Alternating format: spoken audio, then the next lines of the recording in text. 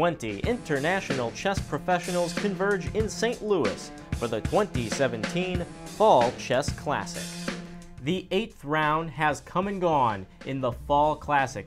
With only one round left, surprisingly, there are still a lot of players who could win this thing. It's true that Georg Meyer and Jaro Zerabuk lead Group A and Josh Friedel leads Group B, but when you factor in playoffs, a lot of options can be explored. The fields combined have a prize fund of $36,000. The top prize in Group A is $6 grand. The top prize in Group B is $4 grand. The final round is set for Thursday, September 14. It starts at a special early time of 11 a.m. Central. This is to give us extra time if we need a playoff. The playoff will occur in either field if there is a tie for first place. With just one more day to go, I'm here with Ruifeng Li, one of America's greatest junior players, just 15 years old, but I know you have a birthday coming up tomorrow, so we'll make sure that you get the happy birthday song treatment just like Shabalov did. Happy birthday, dear Alex. Happy birthday to you. Woo! But today, with the black pieces, you were able to upend Ju Wenjun. What did this victory mean to you? I think it was a very happy event and a great present for my birthday because it is my first win in the tournament so far. It has been a rough road. I mean, this tournament is very strong and you are in the top field. How does this mesh with your expectations coming in to the entire tournament? I thought probably I should have done better. Maybe either not have lost so many games or won some of them. Well, today was a good day. So let's take a look at the game you had with Wenjun. And here I decided my passed pawn was very strong, so I played c3. I was expecting her to play queen d3 here, and I think the game is looking drawish because after bishop takes e5, queen takes, bishop takes knight, she takes with a pawn, and after rook c2, my c-pawn is more or less under control. But she played queen b7. Okay, she's attacking my knight, but I could just ignore it and played c2. And she put the rook on d3. And here, it was a pretty critical move for me to find, and I played knight c3. And the point is, if she takes on c2, then she loses because of knight e2, and there's a back ring checkmate. And if she doesn't do anything immediately, then I'm threatening either bishop a3 or knight takes a2. So she played knight c6. And if I move my queen, then she takes my knight. So I have to play rook takes c6. And after queen takes c6, knight takes a2 is the point. So if she plays rook takes c2 and gets rid of the passed pawn, I go knight b4, and I'm attacking all three major pieces. So that's why she played queen takes c2, and knight takes c1, queen takes c1. And here my original intention was rather boring, just to take on f4 and damage her pawn structure. But when I got to this position, I realized that my bishop was definitely stronger than the knight, and my passed a-pawns were pretty dangerous, so I played a4. And here she was really worried, so she spent up most of her time and played g3. I played queen a5 with the idea of a3 because I thought if I played a5 immediately, she might take on a5, take, and my remaining a-pawn is somehow not as strong as my a4 pawn. So I played queen a5, and I wanted to preserve the a-pawn. But actually here, I think if she plays queen c6, I have a few technical difficulties. In the game, I was planning to take on e4 and then play a3. And if queen c5, then I play queen e1 check followed by a2. But I missed she has just queen c3. So if she played queen c6, I'd probably have to go a3, queen takes, a2, and win in exchange anyways. But in this version, her pieces are more active. So queen a5 was actually a kind of inaccuracy, but she played queen a1. And I played rook b8. I was bringing in my rook to support the a-pawn. And here I nailed the queen down on a1, and she was forced to go back. But actually I was kind of surprised I couldn't find an immediate win, because somehow there's no direct way for me to get the queen out of a1. I played bishop b4, threatening bishop c3, but she played knight e2, and not just preventing bishop c3, but also threatening knight c1 and taking the a-pawn. So that's why I played this move bishop d2 and dominating the knight. So if now knight c1, then I will play rook b1, and if queen takes a2, she loses a rook. So seeing that she made a waiting move, played king g2, and here once again I didn't see an immediate way to win. Actually, my original idea was if she didn't play king g2 and played some other move, then I would play queen a4, and because rook takes d2, rook b1 is a check, she has to play rook f1, and then I would play queen c2, rook b1, and chase out the queen. So with king g2, if I played the same idea, she would just take it, and then after rook b1, since it's not a check, she can just take on a2. So I played queen d5 check, and the point was if she went back with king g1, then queen b3 again was my idea. And so that's why she played f3, and she is attacking my bishop on a5. Here I think there was a brilliancy. If I went for rook b3, I could sacrifice my bishop and give mate with this move g5. And if queen takes a2, I play rook b6, come around and checkmate her. But I wasn't looking for all that stuff, and I decided to play it safe, and I put my bishop back on a5. And if she does nothing, I will play queen b3, queen c2, and rook b1. And if she did something like she did, well, I still played queen b3. And the point is that after her move king f2, I played bishop d2. And after rook d1, I could win in probably 1,000 ways, maybe queen c2, rook b1. But queen e3 is what I chose because it wins a piece. After king f1, I take, and she has to lose her knight. And this one immediately loses to queen e2. So after queen e3, she resigned, and that's how I won the game. Great win over the Women's World Chess Challenger. Ruifeng, what is next up on your chess calendar? I think a couple of small tournaments, and then the Spice Cup in St. Louis again. The Spice Cup, very prestigious tournament, of course, and it's awesome because, you know, it's right across the way from here. So thank you for your time, Grandmaster Ruifeng Li. Hopefully tomorrow works out for you as well and you finish strong. Let's take a look with just one round left. The standings in Group A. Georg Meyer and Yaro Zerabuk are at the top of Group A. On Thursday, September 14, Yaro Zerabuk has white against Ju Wenjun, while Georg Meyer has black against Ruifeng Li. Both of them are playing opponents that have had comparable performances this tournament. Thus, the only slight edge would be to Yaro because he has the white pieces. It's a very slight edge. Now, if both Meyer and Zerabuk lose, look at the players underneath them that can capitalize. Daro Svirts, Alexander Shimanov, Kovalev, Ju Wenjun, a Wonder Liang, any of them in a playoff situation could take advantage. However, it's a slim chance that both Meyer and Zerabuk will lose to let the 4-pointers in. And this is Group B, Round 8.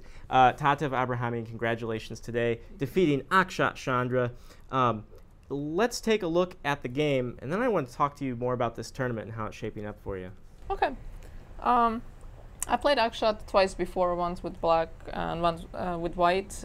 First time I played, I believe I had the white pieces, and he actually played the French against me. And he's been playing a lot of different things lately, so I wasn't sure what to expect. So if he plays rook f5, I already have some tactics. I can take on h6, threatening mate, he has to take, and I'm winning a pawn. So the question is where the rook is going to go. So I thought the rook has to go to a8 to protect the 8 rank. But he said he was worried about queen e4 and putting a pawn on d5, which was my plan. And once I accomplished that, I'm not sure if he should move. Well, okay, let's say he defends. Yeah, and once I accomplish that, I'll be able to put a bishop on c3, a rook on d1, and I'll save by d5 pawn, and now my bishop is going to be quite strong, but I think this position should still be okay. Instead, he played rook d5, which, I mean, it looks threatening because he's attacking my d4 pawn, but unfortunately for him, the e-file is just mine to take, and the 8th rank is going to be a problem. And again, he cannot move this f6 rook because h6 is hanging, so like, long term he has good position, but like tactically and dynamically, like, I have a lot of initiative. So I played h3, so I don't know if h3 is accurate. I think doubling on the e-file is more accurate. What I didn't like is, I didn't like this queen c8 move, which is why I played h3. And now I thought he's just gonna put his pieces on the light squares, which I didn't like. I don't really have a good square with my queen. So I played h3 to stop queen c8, and I didn't really see a good move for him. I thought maybe he should try queen f8. He played knight f5. And I thought even here maybe he should just put a queen on d7, rook on f7, and just, or even put a rook on f8 and just defend the 8th rank. And now I'm simply threatening rook e8, and this position is very uncomfortable. I didn't see a clear win, like I don't see a clear mate, but I can, like, once I play rook e8, I mean, there's a lot of tactics. So the rook on d5 is actually quite misplaced, because in some position I can, like, play rook e8, queen d7, rook e7, and then, okay, so let's say I pass, basically. So I'm just passing the move. Like, if I do something like this, of course you cannot take with the knight because the queen is hanging. So if you do something like this, and now this rook is in trouble. So he played rook g6. So queen f4. So here we're actually, both of us were in real time trouble, but I just think black simply doesn't have moves, because none of his pieces can move. The knight is stuck, cannot move it, you're pinned, the rook just doesn't have any moves. And the rook on d5 is really misplaced. He really wishes his rook was f8 right now or something like that. So he played c6. So here I have a very strong move of h4. I'm threatening to go h5, and again his pieces are trapped. So I went g4. His knight doesn't have any moves. His knight is stuck, so bishop d8. The idea is to play knight h4. So I went rook e6. So he cannot take because f5 is hanging now. So I'm just winning a piece.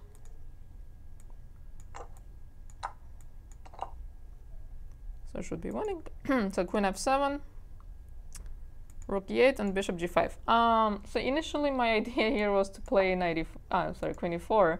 And I thought this position should be winning because I thought I can play f4, and then I realized this is a pin and my rook is hanging. But I simply took, and he took with the rook, so I thought he's going to take with the pawn.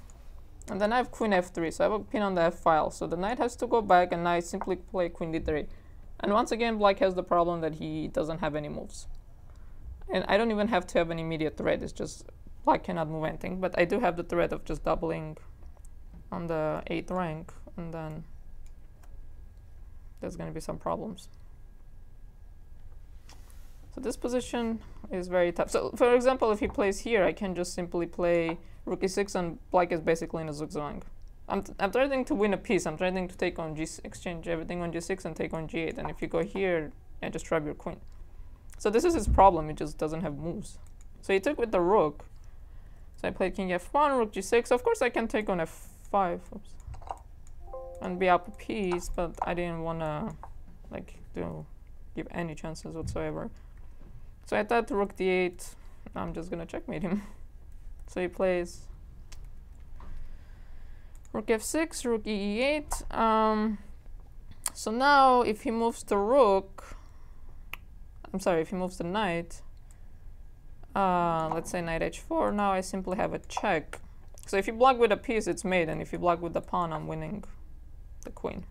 So I thought this was very clean. So g5, so here he's just playing an increment, it doesn't have any time, so I think he's just playing on inertia. So queen e4, and I mean rook g6 that doesn't make sense, but black is completely busted because it's threatening to win the piece, rook h8, and rook f5, rook h8, and I have many ways of winning. So I'm up a piece, I have rook g8, I have d5, so the game is just simply over. I think that's a pretty finish. Oh, thank you. Oh, you're welcome. Anyway, so this tournament, you're with 1 round left. You are at -2, I believe. Now, because you're the lowest seed, that's not a big disappointment. There's not a lot to lose here. How would you assess your performance in this tournament so far? It's been a very difficult tournament for me.